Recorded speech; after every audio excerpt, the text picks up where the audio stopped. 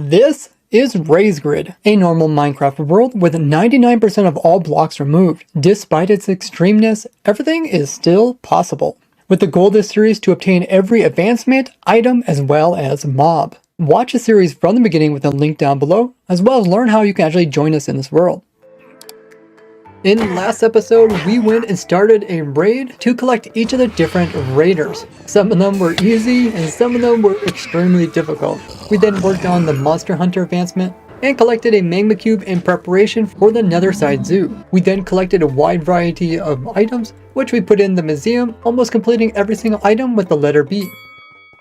Well guys, I was told that THK has been doing some big preparations for Halloween.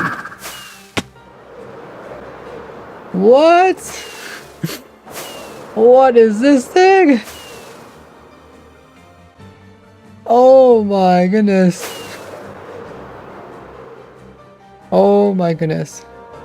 This is what THK has been working on. This looks insane. Took me a week, 2 weeks to do this. This is inspired by one of their farms that you did in 2016. The spawning platform itself is the same, but all the redstone at the bottom is different because the minecart mechanics and stuff between 2016 and now I think have changed. So this is a skeleton spider jockey farm. Oh, I actually see one in the distance. Specifically, I made this to farm the skeleton spider jockeys that spawn with the special potion effects. Oh, wow. As well as the ones that will be spawning with the jack-o'-lanterns on their heads. So he's going for pumpkin-headed as well as jack-o'-lantern-headed undead mobs that only spawn during the one day of Halloween. So you already got a bunch of these stored up. If I do F3 plus B, you can see there's actually a whole bunch of them over there. My apologies to your entity things. So over here is actually where he has them all stored. That is a lot of skeleton jockeys.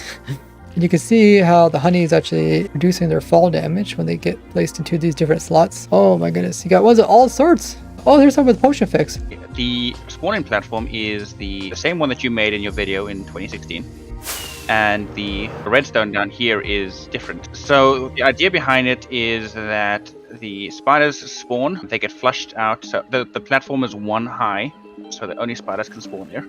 And jockeys can also still spawn. So then they're getting dropped into this water. Yep, and the water funnels them into center, which will be majority of the case. Then it goes underneath this tripwire.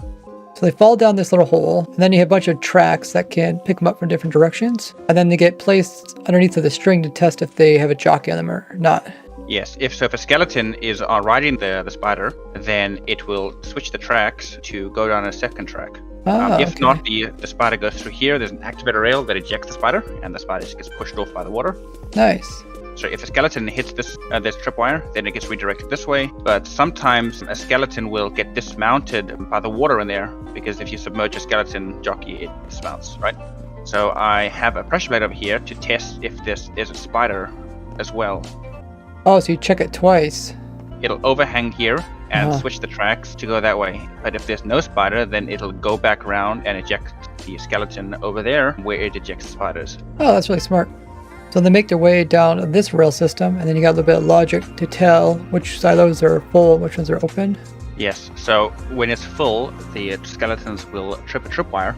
So that's right underneath the pistons, and the tripwire will push up the piston, which has a composter attached to it, which will redirect the line, because now the piston is powering the comparator, which will make the rail turn around. Wow. Your AFK spot is way up here. Yes, that is so that the spiders will fall out of their 120 block radius. So make the mob farm faster. Nice. And the only thing left he has on this build is this really cool redstone activated calling system. So he can sit in one location and it will send him one jockey at a time, or he can sort out the rare ones from the common ones.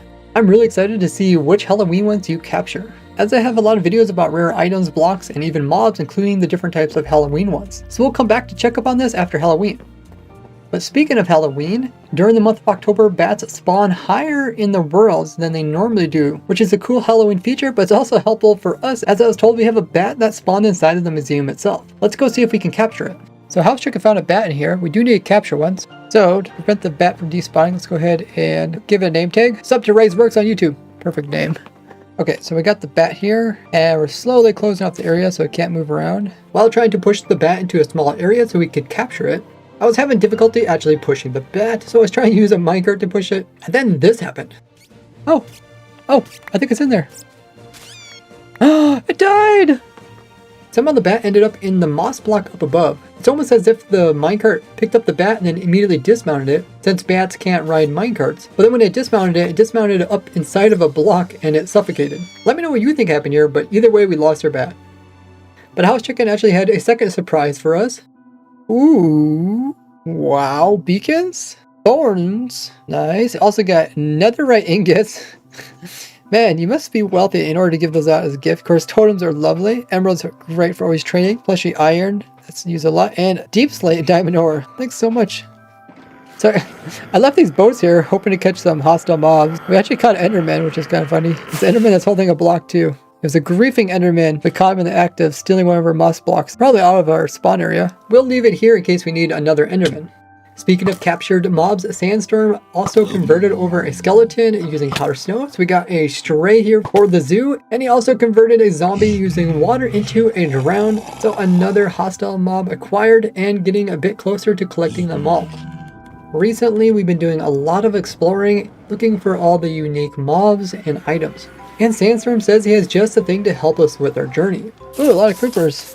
They built it just above the ocean. Tons of spawning platforms. And he used a trick where we have trapdoors underneath. So only creepers will spawn. They also blocked off a couple of areas so spiders won't spawn in here. So we're up here at the AFK spot. Swoop down. You see you got a nice little overhang and a clock which is flooding it every once in a while. The mobs are getting pushed down through the water. Oh yeah, you can see the creepers. And then they are dying to some campfires right here. And all loot's being collected underneath. That's amazing. Well done. Got many short stacks rather than have one tall one, because having one go up too tall will interfere with the mob spawn rates. You got it right above the ocean. Ideal location. So with all the gunpowder, we can easily make more rockets, which are great for flying. Let's go use some of these right now to get some new items. So we need to make some chiseled nether brick stuff. We get the nether bricks from the piglin bartering. We can make the stairs, which we'll need. Also need to make a slab. Of course, the chiseled nether brick is what we need. Current one we're working on. We'll make a fence, as well as some walls. Awesome. We'll also make the chiseled stone, the cut sandstone, and the chiseled one, which has a creeper face. We'll need that one. And might as well make some other sandstone slabs while we're at it. And we'll also make those chiseled quartz. So let's put these chiseled ones in after acquiring them. Chisels are always such a pretty block. So now we just have to get the red sandstone one, which I don't think we even actually collected any red sandstone, let alone red sand. So in order to get red sandstone, we have to go west where there's a mesa, about 300 blocks. So we got a portal out here, about 400 blocks away. Let's see if it actually takes us to a mesa so we can find some red sand. Oh yeah, we don't call it really a mesa anymore, we call it a badlands. We got a lot of terracotta and there's some sand over there, red sand. We'll collect a bunch up. So we're just talking about red sand and wondering if there's red terracotta naturally, and some of the guys saying no, but we actually found some. It's right here. Awesome. We do need to get quite a bit of it, because not only do we need like the red sand, but we also need to make the different things from the actual sandstone, fences and all that good stuff. So we got a lot of sand, so we can make sandstone. And sandstone is a stone, so we could put it into this and we can make some really efficient walls. So we only really need one of each of these. We can save on each of those. Let's get one of everything. And most importantly, let's get that chiseled red sandstone right there. Awesome. So we complete all the chiseled one.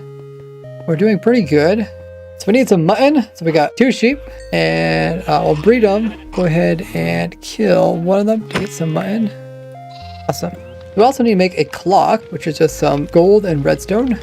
So we also need to trade with an armorer to get chain pieces. Which ones are we missing? I think we're missing, maybe the legs and the boots. Okay, let's get some salmon. Come back here, salmon. Yes. I think we got everything. Let's head back and put it in the museum. Let's add in the cooked mutton from our sheep and our cooked salmon from them. There's a helmet chest plate. Let's go ahead and place in the leggings. And there's the boots. And with the clock, we almost got all of them completed so far for this row. Once the museum gets expanded, we can fill out the rest. It definitely feels like we're reaching the end game where we have more of the harder achievements, mobs, and items to acquire. I appreciate all your guys' support on this extreme challenge. Thanks for all the likes and shares on this series, and to my monthly supporters who keep this going. I will see you all in the next episode of RaysGrid.